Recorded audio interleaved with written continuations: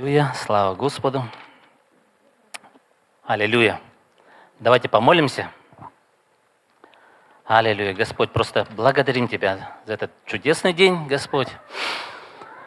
Аллилуйя. Ты на престоле, Господь. Аллилуйя. Аллилуйя. И Твое благословение течет, Господь, от престола, Господь. Аллилуйя. И мы, Твой народ, Господь, собрались во имя Твое. Мы, Господь, открываем свои сердца, Господь. Излей, Господь, свою благодать, Господь, на каждого из нас, Господь. Во имя Иисуса Христа, Господь. Аллилуйя. Дай нам дух премудрости и откровения, Господь. Просвети наши сердца, Господь. Просвети, Господь. Пусть свет Твой сияет, Господь. Пусть мы еще больше освящаемся, Господь. Пусть Слово Твое, оно будет преобразовывать нас, Господь, в образ и подобие Твое, Господь. Аллилуйя. Аллилуйя. И, Господь, мы сегодня оставляем всю суету, Господь, и мы, Господь, у Твоих ног, Господь. Аллилуйя. Аллилуйя. Благослови нас сегодня во имя Иисуса Христа. Аллилуйя. И все сказали аминь. Аминь. Чудесно. Слава Богу, интересно так тут. От этого света как бы плохо видно, но слава Господу. От славы в славу, от веры в веру, от славы в славу, как написано, да? Поэтому чудесно. Господь, Он... Знаете, сейчас вот Алексей говорил, и я сижу, думаю, вот современные технологии, как бы... И вот тут, Евангелие. И оно должно быть как бы вот современным. Аминь. И потом пришла мысль, что Господь, Он современный Бог. Он современнее всех нас, современнее всей молодежи. Знаете, когда мы... Книга Откровений, не случайно Бог называет свой город Иерусалим Новым Иерусалимом. Там не что-то старое, это новое. Оно всегда новое. Аминь. И Бог каждое утро творит все новое. Вы заметили, что облака, небо, оно всегда меняется. Аминь.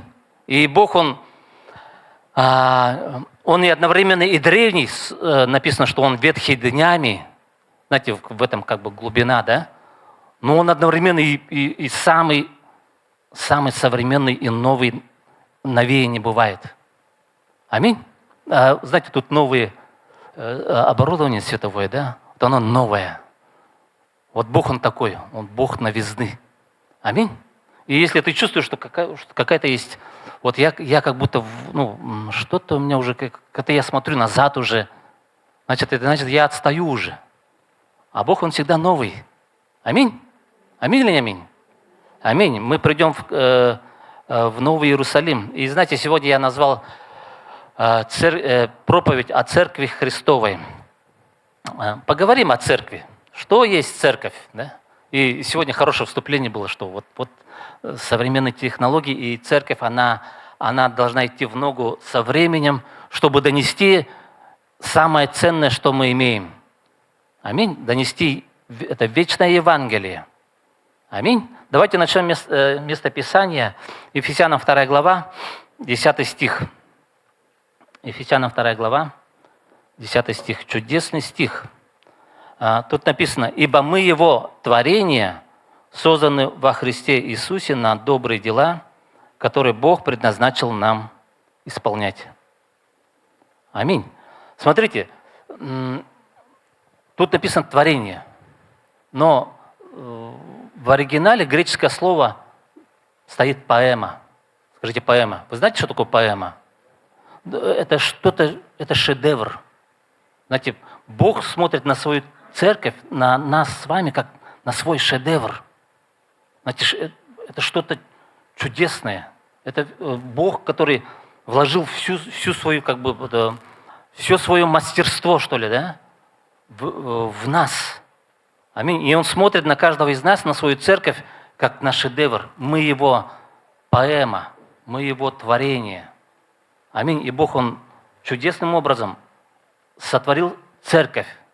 Аминь. И знаете, Библия, она с самого начала, Бог изначально, Он показывает в Библии. Давайте посмотрим самую первую книгу Библии, Бытие, 2 главу. с 21 стиха. «И навел Господь Бог на человека крепкий сон». Помните, Бог сотворил Адама. «И когда он уснул, взял одно из ребер его и закрыл то место плотью. И создал Господь Бог из ребра, взятого у человека, жену и привел ее к человеку». Знаете, чудесная картина, прекрасная картина. Бог сотворил Еву из ребра Адама. Аминь. Ева, она была взята от Адама. Можно сказать, что природа Адама, она перешла на Еву. Другими словами, что Ева – это продолжение Адама. Аминь. Аминь. Ева вышла от Адама. Вот точно так же, как церковь Иисуса Христа, мы с вами, да? Мы вышли от Христа. Мы родились от Христа. Аминь. Христос, написано, что Он муж. И Павел сказал, что «я обручил вас мужу». Аминь. И церковь – это невеста Иисуса Христа. И знаете, когда вы видите в Библии вообще, разного рода женщины там, да, часто это прообраз церкви. Аминь. Мария, там, Марьям, женщины, Ева, первая женщина, да? Прообраз, самый первый прообраз церкви. Она вышла от Адама. Вот точно так же церковь Иисуса Христа, она вышла от Иисуса Христа. Аминь. Она плоть и кровь Иисуса Христа. Знаете, мы есть плоть, скажите, я есть плоть и кровь Иисуса Христа. Мы вышли от Него, мы родились от Него. Аминь. Чудесный прообраз, чудесный образ. Аминь. Аллилуйя. Смотрите, Ева была сделана из кости. Да? Кость.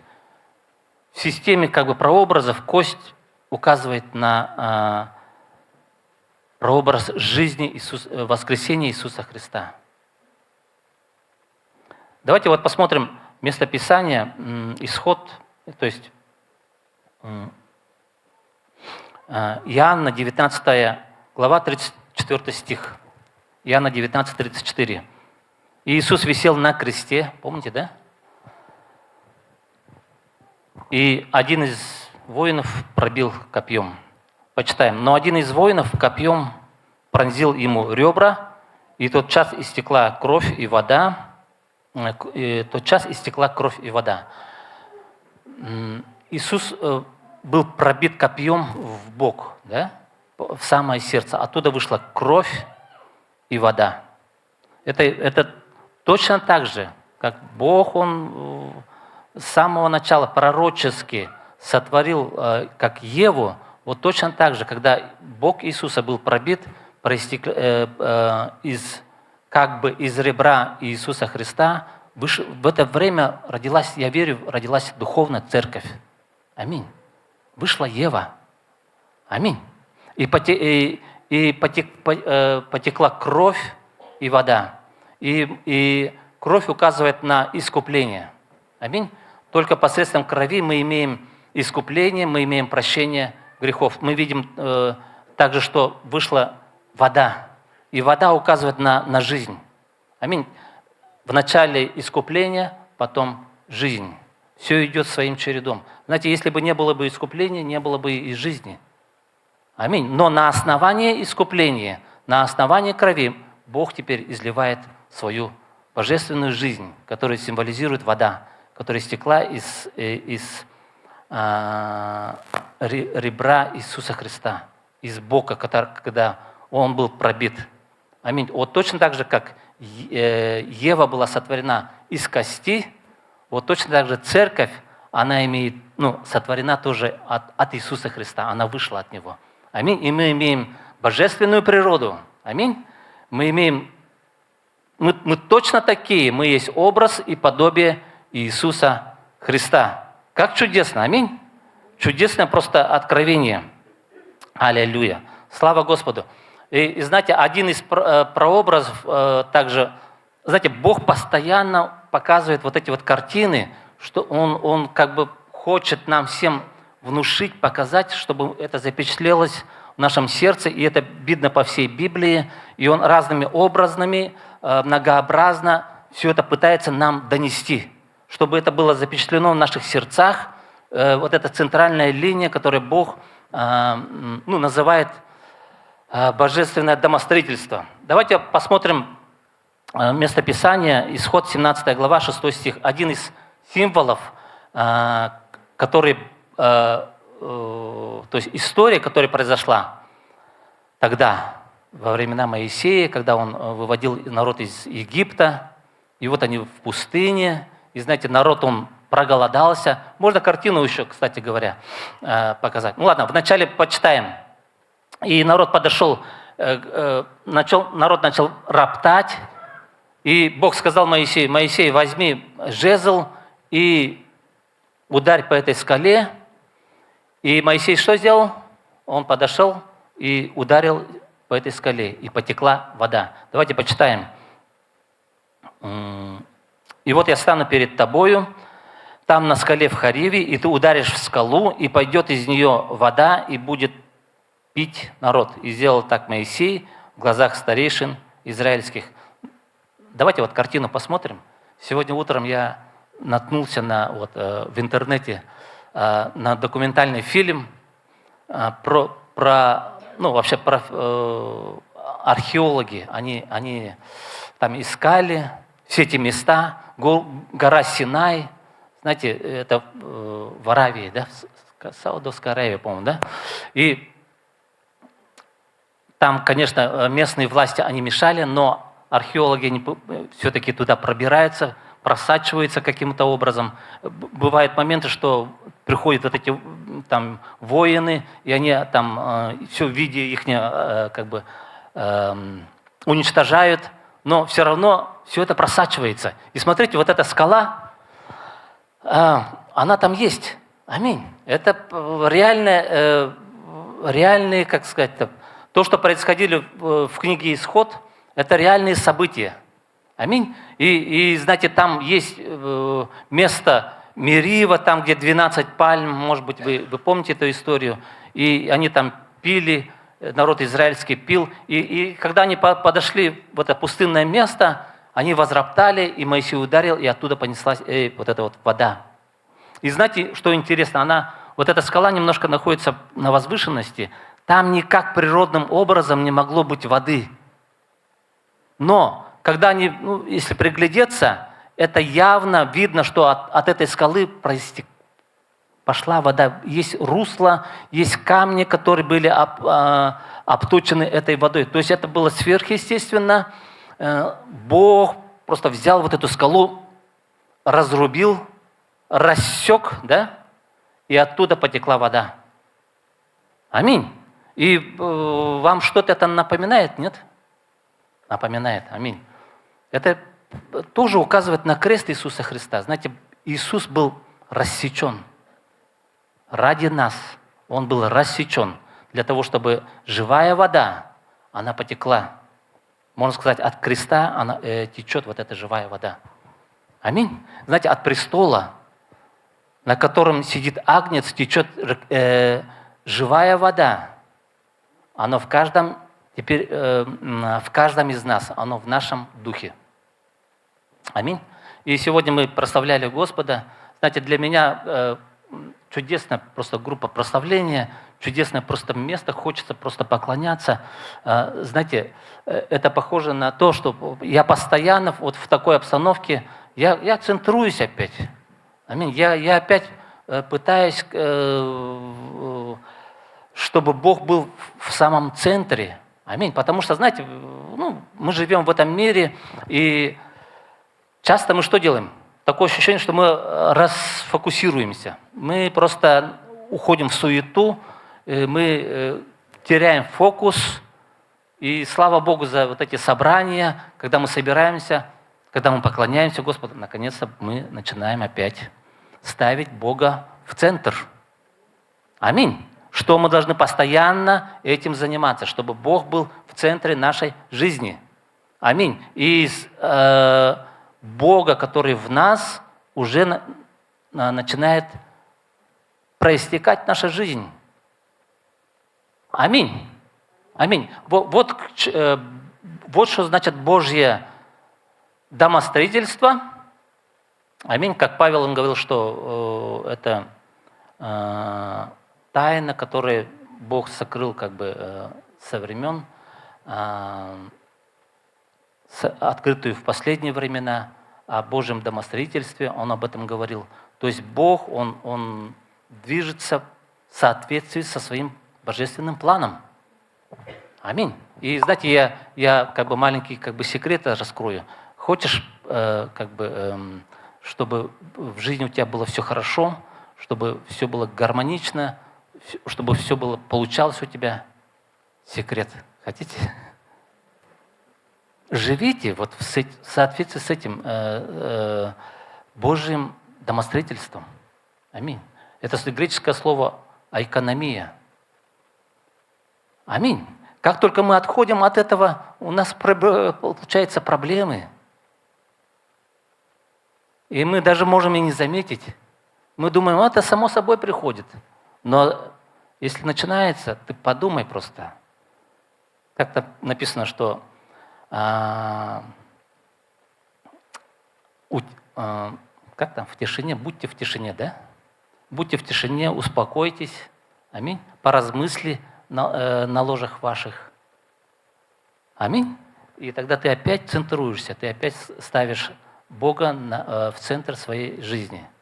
Аминь. Это нужно делать постоянно, постоянно, постоянно. И тогда твоя жизнь, она начнет течь в русле вот этой реки жизни. Аминь. Аминь. Слава Господу. 1 Коринфянам 10:4 посмотрим. «И все пили одно и то же духовное питье, и пили из духовного последующего камня, камень же был Христос». Аминь. Вот этот камень, который вы сейчас видели, это был Христос написано. И все пили от этого камня. Аминь. Чудесно, знаете, Бог чудным образом, как-то вот вся Библия пронизана этим. Она всегда указывает на Иисуса Христа, на Его крест и на Его воскресение. Аминь. Слава Господу. Как бы маленькая картина, что ли. Что есть церковь? Церковь – это невеста Иисуса Христа. Церковь – это тело Иисуса Христа. Церковь – это что-то живое. Аминь. Слава Господу за здание, в котором все направлено для того, чтобы вот это послание, живое слово, оно было проповедано. Аминь. Слава Господу. Церковь – это не здание, церковь – это мы с вами. Аминь. И даже можно сказать, что и мы с вами наполовину, потому что в нас есть грех.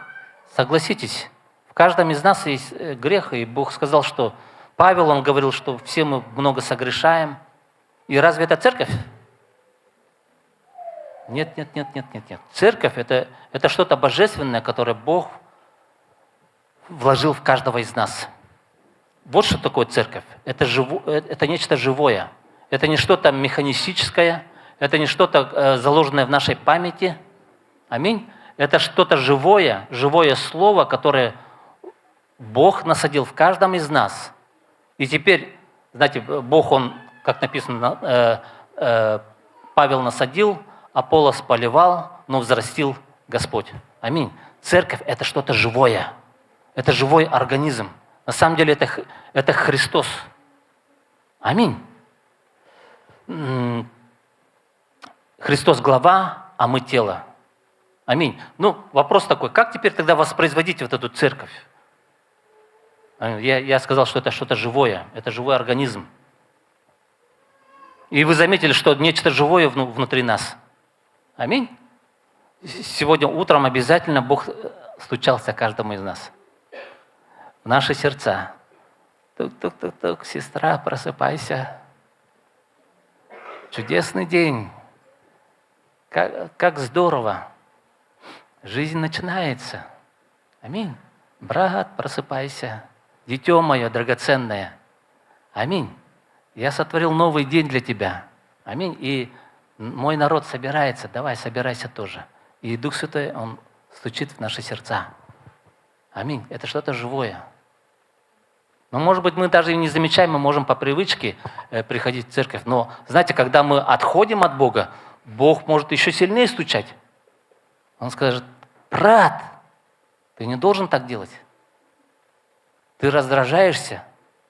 Особенно, знаете, когда мы в раздражении и в каком-то конфликте, Бог очень сильно стучит. Он говорит: остановись. И знаете, что-то, какая-то сила, хоп, и ты почему-то молчишь. Что тебя остановило? Живой Бог, аминь, который внутри тебя. Аминь. Что-то внутри говорит: стой, стой, стоп, стоп, дальше нельзя. Аминь. Бог очень живой. Аминь. У животных таких нет. Они дерутся.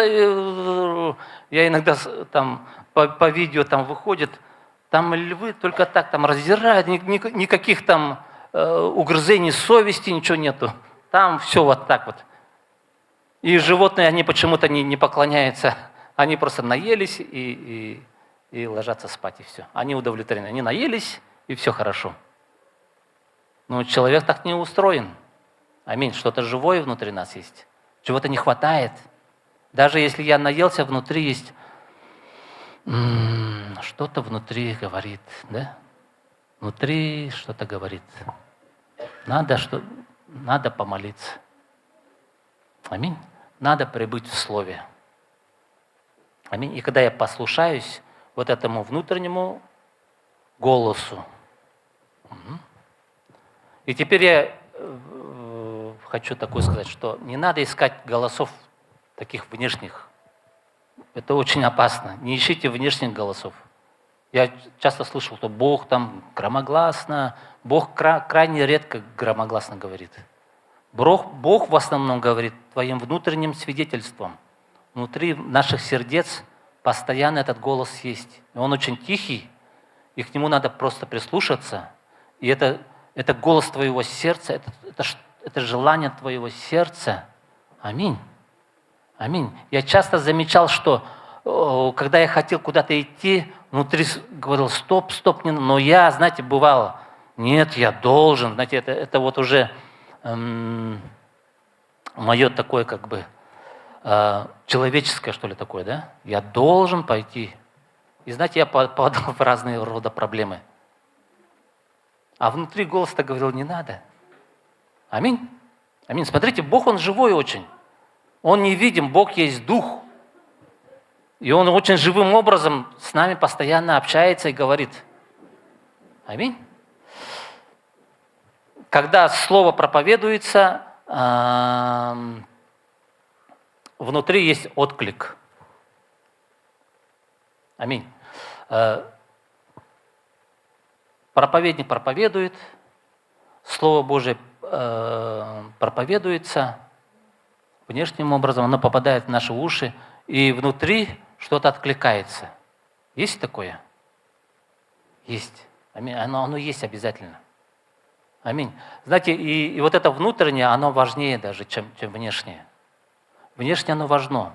Внешнее научение – это каждый учитель, пастор, Божьи служителя, они берут Библию, они проповедуют, и это внешнее научение, но внутри Дух Святой научает. Смотрите, есть внешнее научение, а есть внутреннее. И это внешнее и внутреннее, они в конце концов должно соединиться. Аминь. Оно должно быть, как сказать, внутреннее, оно подтверждает внешнее. И внутреннее, оно важнее. Потому что внутреннее – это сам Дух Святой учит каждого из нас. Аминь. Когда Иисус ходил по земле, Он учил внешним образом. Когда у него он был в теле, да? Он уставал, он спал, он ел, как обычный человек. Но он не мог войти в учеников. Аминь. Он мог только внешним образом их благословлять, им проповедовать, учить.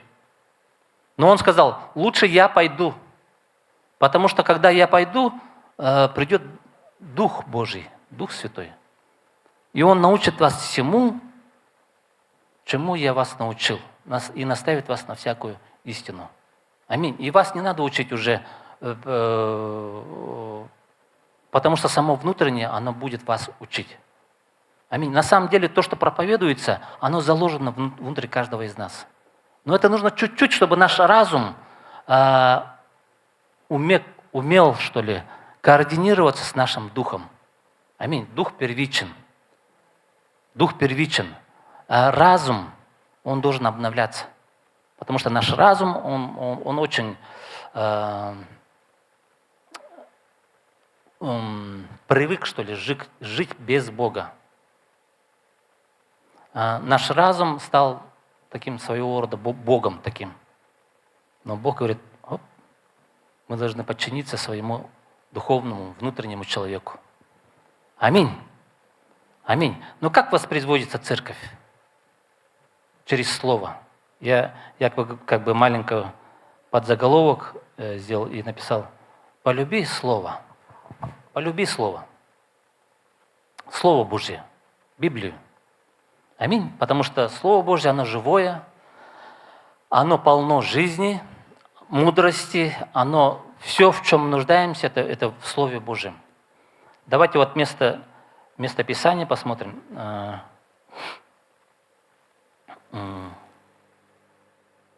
Притча 16 глава, 24 стих. «Приятная речь, сотовый мед, сладка для души и целебна для костей». Слово Божье, оно как мед. Аминь. Мед, он сладок. Соломон говорит, да, что оно как мед, оно сладкое, оно приносит это удовольствие и наслаждение. Аминь. Наслаждайтесь Словом Божьим. Аминь. Ключик, один из ключиков. Пусть Слово Божье, оно будет вам в наслаждение. Оно просто как мед входит в нас. Аминь. Не читайте слово вот, надо. Если в таком состоянии, но выходите на новый уровень. Новый уровень – это уровень удовольствия и наслаждения Словом Божьим. Дерек Принц говорит, насколько ты любишь Слово, настолько ты любишь Бога. Если ты Слово не любишь, и значит и Бога мало любишь. Но если ты любишь Слово, вот настолько ты любишь и Бога. Аминь. Аминь. И, как я уже говорил, о Божьем домостроительстве, о тайне, которая была сокрыта от веков и ныне открыта, да? Вот это слово, греческое слово «ойкос», знаете, оказывается, что означает? Оно означает экономика, но в семейном отношении означает распределение пищи. Вот что означает. И знаете, Бог, Он придумал способ, каким образом Он будет распределять пищу. Каким образом, на самом деле, Он будет внедряться в нас. Аминь. И вот сегодня мы сделаем хлебопреломление. Знаете, Бог даже посчитал, мне кажется, таким важным, что сделал это как таинство видимое. Мы берем хлеб, и мы виноградный сок, да? И мы вкушаем это. Через вкушение Бог внедряется в нас. Знаете, диетологи что говорят? Что ты ешь,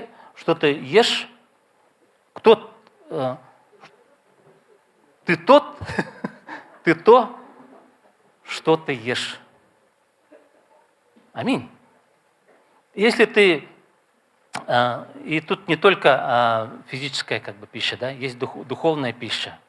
Аминь. Если ты ешь телевизор, ты будешь телевизором. Если ты в интернете, ты будешь интернетом. Но Бог приготовил царскую пищу. Знаете, не царям,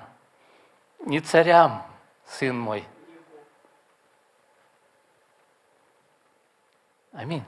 Бог говорит, не надо вот эти рожками питаться. Питайся моей царской пищей. Значит, там столько вот полезного, питательного. Аминь. И это Бог приготовил каждый день. Каждый день. Аминь. И я сказал, что есть ключик «Наслаждайся». Аминь. Наслаждайся. Аллилуйя. Второй ключик. Пусть ты будешь переживать. Вот когда ты читаешь слово, какие у тебя переживания? Какие ощущения у тебя?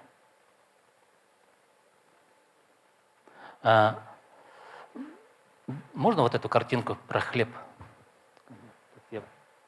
Смотрите, булка хлеба. Иисус про себя сказал, я хлеб, который сошел с небес. Аминь. И как лучше узнать хлеб? Есть орган, которым мы вкушаем. Это что? Это через наш рот пищеварение, да? Аминь. Орган, но мы, многие христиане, мы делаем ошибку. Мы пытаемся понять хлеб своим умом. Хлеб, так, сделан из такой муки, так, высший сорт, низший сорт, там столько грамм, столько килокалорий. И знаете, мы пытаемся анализировать,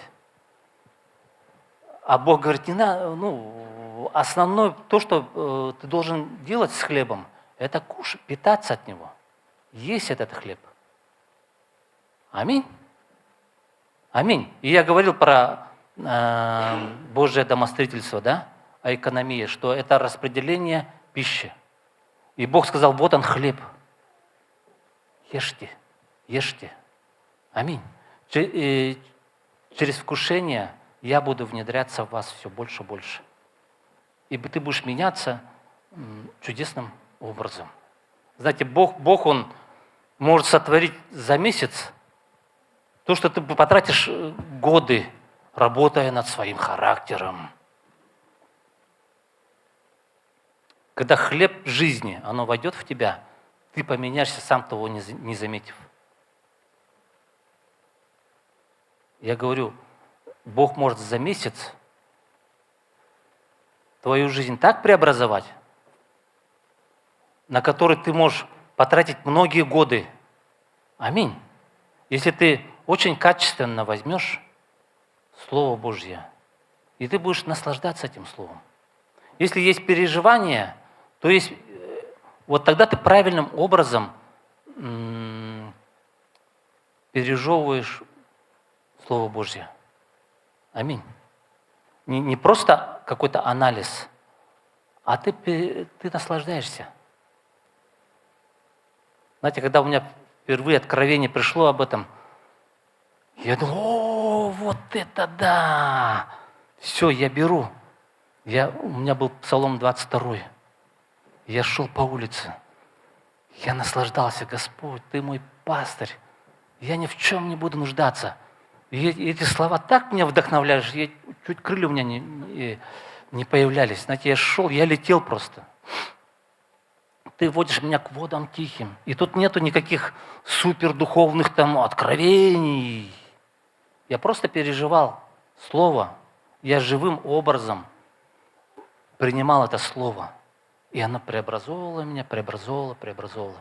И оно что-то там очень глубинное туда происходило. Потому что это действительно происходит на самом глубинном уровне. Аминь. Когда меняется твоя внутренняя сущность, суть. Аминь. Твой характер меняется. Аминь. Потому что Божье Слово, оно очень глубоко туда входит. И потом ты удивляешься, как-то я поменялся, я даже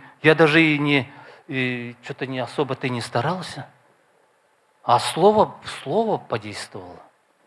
Аминь. Вот таким образом ты берешь Слово Божье, и ты вкушаешь это Слово. Ты читаешь и молишься. И ты молишься и читаешь. Ты Словом молишься и молишься Словом. Аминь. И ты наслаждаешься этим Словом, и тогда твоя жизнь меняется. Аминь. Потому что сам Господь, Он внедряется в нас. Аминь. Меняется наша сущность. Сущность. Аллилуйя. И как я сказал, что правильным образом понимания Слова Божия это в сфере переживания находится. Аминь. Если есть переживание, то есть правильное, надлежащее понимание Слова Божьего. Аминь. Если нету переживания, то вот эта же Библия, которую мы держим в руках, да, Библия, она может даже убить нас. Вы знаете, что буква убивает, написано. Аминь. Буква может убить, когда мы неправильным образом используем слово. Буква убивает, а любовь назидает. Аминь. Буква – это что-то внешнее, это что-то механистическое. Это ты просто механическим образом пытаешься что-то воспроизвести, что-то духовное. Любовь, она относится к сфере нашего духа, и она живое. Аминь. Бог есть любовь. Аллилуйя. Притчи мы почитали.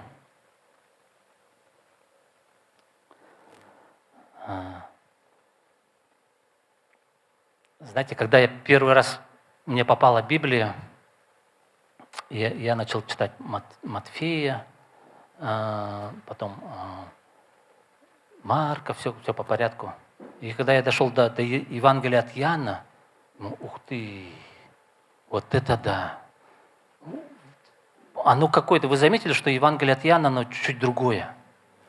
Теологи говорят, что там Матфей, от Марка, от Луки, это более-менее схожие в плане структур, но Евангелие Иоанна, оно отличается.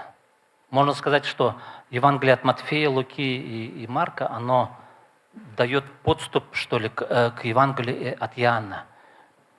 Потому что Евангелие Иоанна, главная мысль, что Бог есть жизнь, и также жизнь и жизненное снабжение.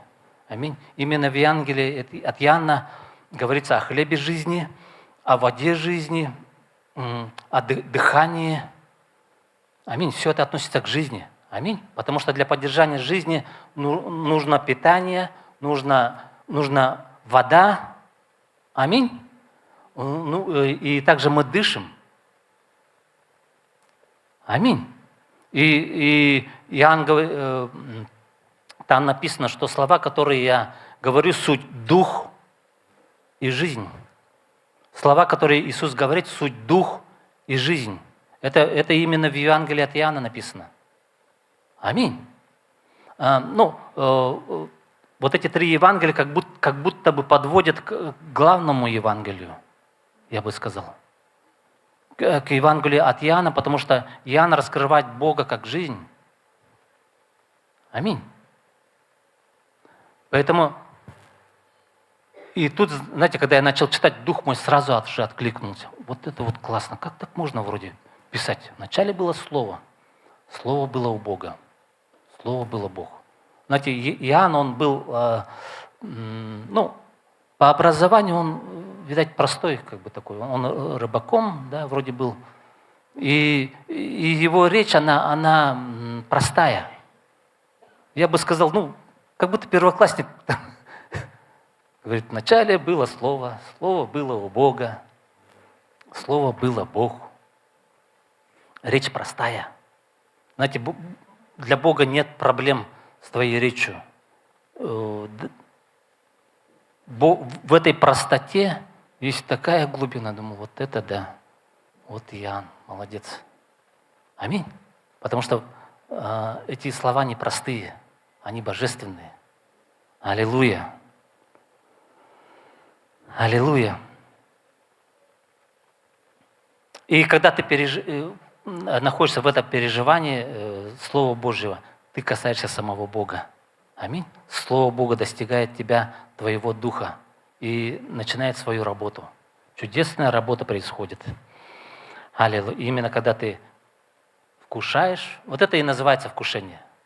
Вкушение, ты переживаешь Слово Божье, и тогда оно преобразует твою жизнь. Аллилуйя.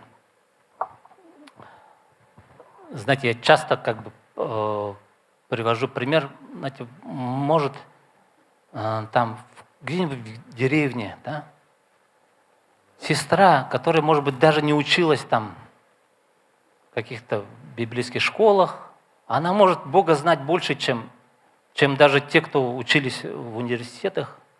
Знаете почему? Потому что она переживает Господа. Эти псалмы, знаете, псалмы, чудесные псалмы, ты просто читаешь и наслаждаешься. Аминь. И каждый день ты получаешь откровение. Слава Господу. Ты живым образом, вот это вот Слово Божье, оно оживает. И давайте прочитаем 2 Петра, 1 глава, 3-4 стих. Апостол Петр, тоже простой рыбак, как чудесно написал. Это просто потрясающие стихи, потрясающее Слово Божье, как от божественной силы. Смотрите.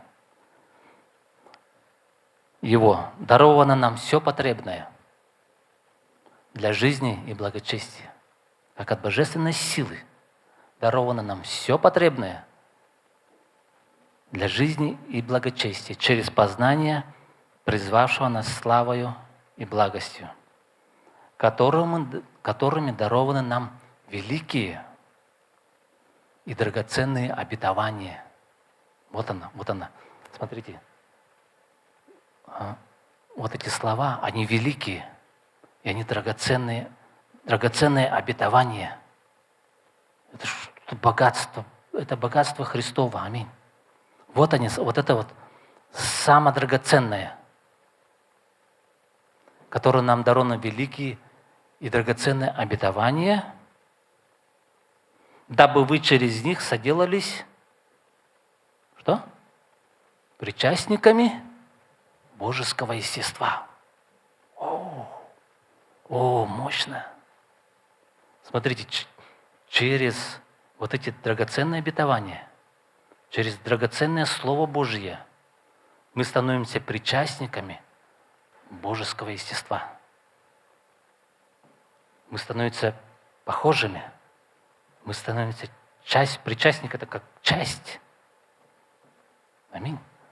Божеского естества, удалившись от господствующего в мире растления похоти. Смотрите, апостол Петр, как чудесно, простой рыбак, который познал Господа. Он не как Павел, у него речь тоже чуть простая. Павел, он ученый там был, а Петр рыбак. Какие слова написал? Какие слова? Как от божественной силы, да? Мы имеем вот эти великие драгоценные обетования. Это что-то великое. Вот Библия, которая... Сейчас все электронное стало. Хочется Библию показать. Великое. Это что-то великое. Слово Божье. Это что-то великое, которое драгоценность.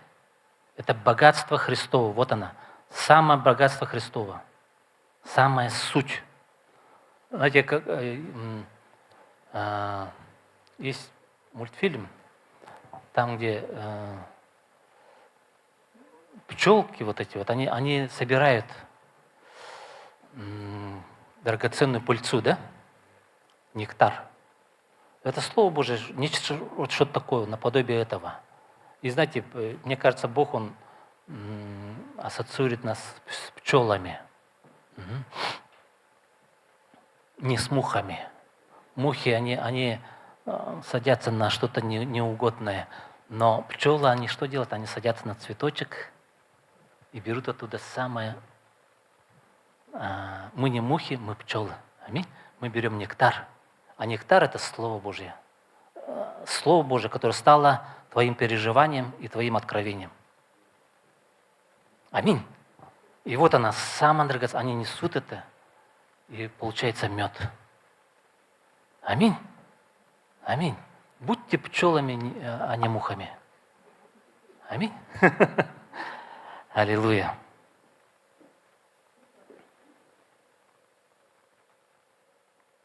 Здорово.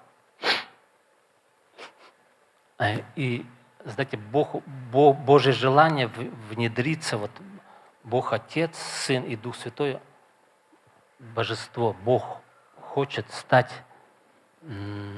пропитать нас, пропитать. От макушки головы до ног. Аминь. Все наши мысли, триединый Бог хочет пропитать все наше существо.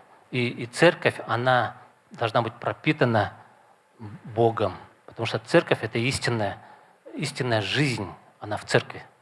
Аминь. И недавно, знаете, пришло как бы понимание, знаете, Бог везде отражается. Даже вот в таком мире Бог говорит: вот здесь я, вот здесь я, вот здесь я. И помните, в школе мы учили химию. Помните, да, химия? Учили химию? Или забыли уже? Химию, ну же вы в школе же учились. И химия какая бывает? Органическая и неорганическая. И смотрите, Бог даже через это говорит, что органическое — это что-то живое, правильно? Все живые организмы — это органическое, да? Неорганическое — это вот, всякие там камни, минералы, там нету жизни. Аминь. И смотрите, это опять как бы образ и понимание, как Бог опять говорит. Вот посмотрите даже вот на химию даже. Смотрите, в органической химии я увидел, что там 3 основных элемента есть.